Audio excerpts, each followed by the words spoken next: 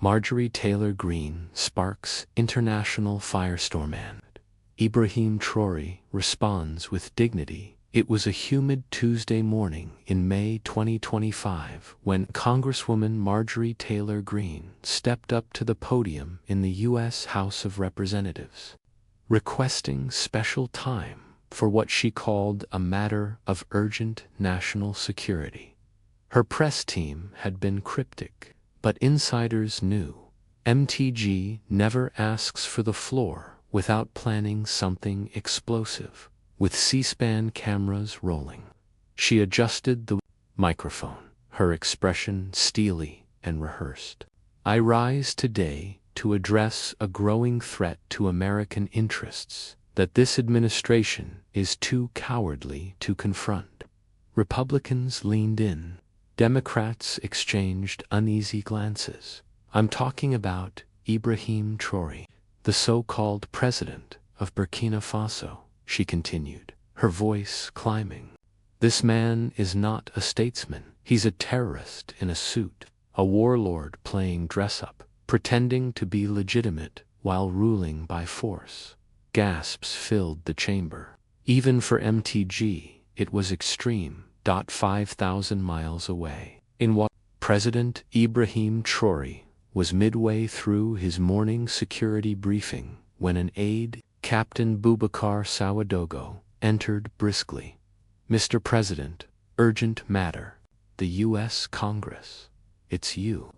Ibrahim, dressed in modest fatigues, followed him to his communications room, where tablets glowed with news feeds. His communications director, Fatima Ouedraogo, hit play. MTG's voice echoed through the room, calling him a warlord, a fraud, a threat to the West. The room went silent. Ibrahim sat still, fingers steepled under his chin. Her words, he said finally, reveal more about her than they do about me. Defense Minister Colonel Kassoum Traoré, no relation, shifted in his seat. Mr. President, this is a direct insult to our sovereignty. The public will expect a response. Ibrahim stood, walking to the window. Outside, vendors opened stalls. Children walked to school. Colonel, he said, anger is the luxury of the weak. We will respond, but with wisdom, not rage. His wife, Ajara, entered quietly, setting down a tray of tea. She'd heard the news and, like everyone, was waiting for his move. A nation watches in the U.S. The political fallout was immediate. Jake Tapper, on CNN, Congresswoman Greene's remarks mark a new low in American diplomacy. Clips of her speech looped on every network. Even conservatives were uneasy. Tucker Carlson tried to spin it. Maybe her tone was off, but she's right to ask questions about African leadership. But few were buying it. Secretary of State Blinken was forced to address the issue. Congresswoman Greene's remarks do not reflect the views of the U.S. government. We value our relationship with Burkina Faso and President Traoré. Social media exploded. #MTG disgrace trended for 48 hours. Side by side, clips compared her rhetoric with Burkina Faso's rising education and healthcare stats. African American leaders condemned the speech as racist, colonial, and ignorant. Rep. Maxine Waters, chair of the Congressional Black Caucus, Marjorie Taylor Greene's comments weren't just offensive, they were dangerous. Lillian Lewis, widow of civil rights icon John Lewis, her words echo America's worst past. She should not be speaking for us on the global stage. At the palace in Ouagadougou, Ibrahim convened his inner circle in a modest wood-paneled conference room adorned with portraits of Burkina Faso's liberation heroes. We can protest, said Foreign Minister Dr. Olivia Rua, or demand an apology. If we stay silent, added Information Minister Stanislas Poro, it may be seen as weakness. Ibrahim rose, walked to a wall-sized map of Africa, and placed his hand on Burkina Faso. We don't prove our worth to those who refuse to see it, but we can teach the world who we are. He turned, calm but resolute. I will respond, but not through diplomats. I want to speak to the American people directly. A stunned pause filled the room. You'll speak through our embassy? One advisor asked. No, Ibrahim said, through television, the same way she reached us.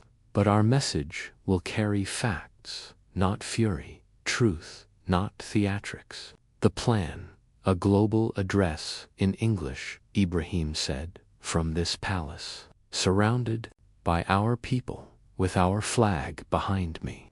Communications Director Fatima Ouagadougou was already thinking, logistics, a direct-to-camera global address. Broadcast on every major outlet. Exactly, Ibrahim said. Let them see the truth behind her lies.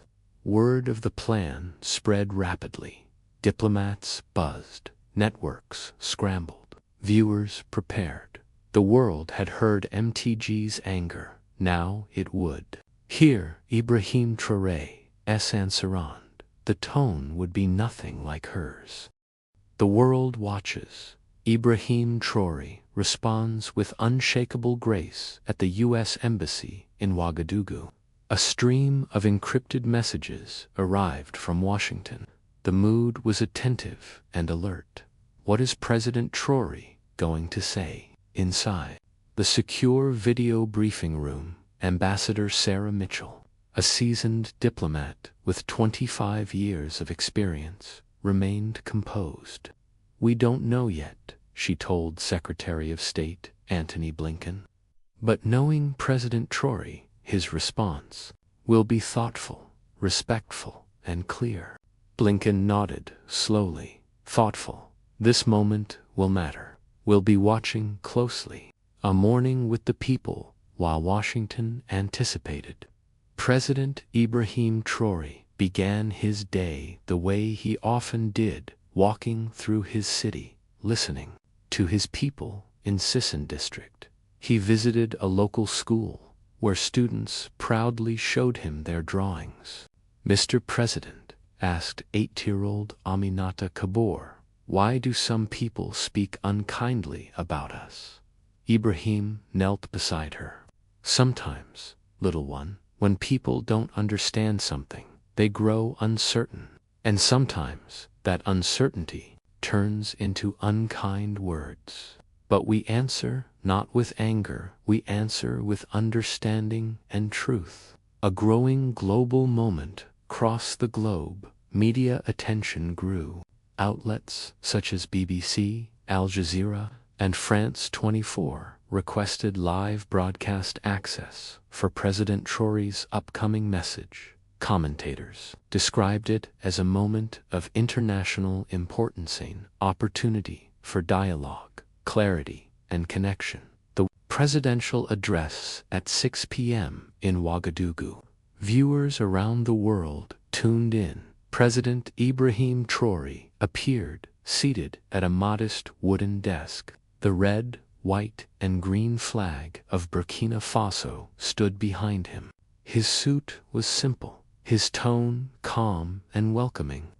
Good evening, he began in clear, graceful English. I am Ibrahim Traoré, President of Burkina Faso. Tonight, I speak to you not in protest, but in openness. He paused, letting the moment settle. Yesterday, a U.S. Congresswoman shared her perspective on me and my country. I wish to respond not with criticism, but with clarity. Behind him, a screen displayed facts, images of progress, and smiling citizens. I was born in Bondakai, a village where my father taught in a classroom and my mother worked in our local market. I joined the military to protect our people. My service has always been about peace, not power. Let me share our story. His voice remained steady and warm. Since assuming office, our country has opened 847 new schools, improved child health, increased literacy by 40%, and supported over 180,000 jobs. These are the efforts of a government focused on service and growth. He gestured toward his suit. This suit was made by Madame Salamata Ouedraogo, a tailor here in Ouagadougou who now employs 12 women. When I wear it, I wear their hopes. Our economy grows through their hands. The camera panned gently to show the room handmade furniture crafted by local artisans. Every piece around me is built by the people we serve. What some may see as symbolism, we see as progress. What democracy means to us: I wear a suit because I am a civilian president. I believe in elections, accountability, and the rule of law. Behind him, images of Burkina Faso's elections appeared, voters lining up, ballots cast, observers present. We have a free press, an independent judiciary, and clearly defined term limits. These are not theories, they are practices we uphold. His expression softened. I understand Africa is sometimes unfamiliar to others. But we are not just stories of struggle. We are teachers, engineers, poets, and innovators. We are communities working toward something greater. An invitation to connect, leaning forward, voice quiet but full of purpose, he concluded. To the Congresswoman and to anyone who wishes to learn, I invite you to visit us. Not as officials seeking headlines, but as people seeking understanding. Come see our schools, our markets, our hospitals. Come meet our people, and perhaps, through shared humanity, we will understand each other better. He looked into the camera, eyes calm, posture steady. This is who we are. Thank you for listening. Ibrahim Traoré's graceful response inspires an unexpected apology and global respect. The camera zoomed in on President Ibrahim Traoré's face as he concluded his address. And when you do visit, you may find that we are not so different. We cherish our families. We dream of bright futures for our children, and we believe deeply in the dignity of all people. Within minutes of his speech ending, social media lit up. Traoré's poems trended worldwide. Millions shared clips and quotes from the address. The contrast with earlier comments from U.S. Congresswoman Marjorie Taylor Greene was unmistakable, but what captured hearts globally was the calm, confident, and compassionate tone Ibrahim had maintained. Anderson Cooper, opening his CNN broadcast, said, "This was not just a response. It was a masterclass in leadership rooted in dignity and truth." Even commentators who often disagreed with global leaders took note. Ben Shapiro tweeted, "Agree or disagree on policy, Ibrahim Traoré just modeled what it means to respond with focus, fact, and grace." In Washington, the Congressional Black Caucus gathered for an emergency session. Representative Hakeem Jeffries told the press, "President Traoré transformed tension into an opportunity for learning. He responded with clarity and with heart." But the most unexpected voice came from the Senate floor. Senator Mitt Romney, known for his thoughtful positions on global affairs, stood and said, "I watched President Traoré's remarks and was deeply moved. He showed strength without harshness, leadership without pride. His words uplifted where others might have reacted." A shift in tone, the words began to ripple across the political landscape. even among those who had previously spoken sharply. Calls to Congresswoman Greene's office reflected a noticeable shift in tone from constituents. Editorials in her home district expressed surprise and called for reflection. Meanwhile, in Burkina Faso, citizens filled public squares to re-watch the address. Flags waved, families gathered. Many wiped away quiet tears of pride. He reminded the world who we truly are, said Aminata Cabaret, a market vendor in Ouagadougou. Today, he lifted all of us. A surprising turn 3 days after the broadcast, Congresswoman Greene stood once more on the House floor. The chamber was filled with lawmakers from both parties. The tone in the room was expectant, uncertain. She stepped to the podium, her expression focused and sincere. Mr. Speaker, esteemed colleagues, she began, her voice calm. After viewing President Traoré's thoughtful response, I took time to reflect.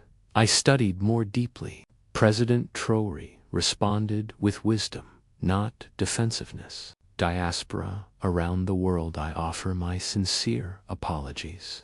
It was a moment rarely seen in politics. Humility met with respect, a bridge, not a wall in Banfura. Ibrahim was visiting a rural school when his aide whispered the news in his ear. He smiled gently. It takes strength to reflect, and even more, to speak from the heart.